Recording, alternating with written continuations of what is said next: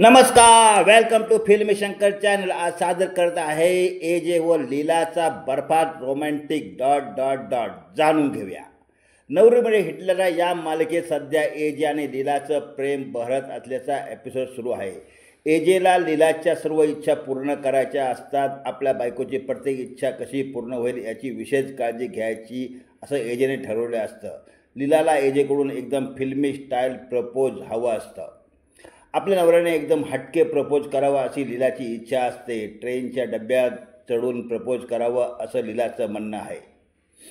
जसं आपलं नातं युनिक आहे तसं तुमचं प्रपोजलही युनिक हवं। प्रेमात असंच असतं, अशक्य वाटणाऱ्या गोष्टीचं करायच्या असतात। तिची दुसरी इच्छा आहे की एजेने आपल्याला छान थंड प्रदेशात घेऊन जावं, तिथे छान बर्फ असेल। लीलाला बर्फात उभं राहून रोमॅन्टिक डान्स करायचा आहे। एवढंच नव्हे तर तिला शिकारा राईड देखील करायची असते। लीलाच्या या सगळ्या इच्छा एजे पूर्ण करणार आहे, कारण एजे आता खरोखर लीलाच्या प्रेमात पडला आहे। मालिकेचा हा विशेष भाग रिअल लोकेशनवर शूट केला आहे। यासाठी लीला म्हणजे अभिनेत्री वल्लरी विराज व एजे बोले तो अभिनेता राकेश बाबड हे दोघेही काश्मीरला गेले होते। काश्मीर येथील शूटबाबत वल्लरी विराज म्हणते, आम्ही काश्मीरला गेलो होतो, तिथे आम्ही 4 दिवस शूट केलं। आम्ही निसर्गरम्य बर्फाच्या चादर ओढलेल्या श्रीनगर, गुलमर्ग अशा वेगवेगळ्या ठिकाणी शूटिंग केलं। तिकडे शूटिंग करणं इतकं सोपं नव्हतं, कारण प्रचंड थंडी होती, पण बर्फात शूट करण्याची मजा काही वेगळीच होती।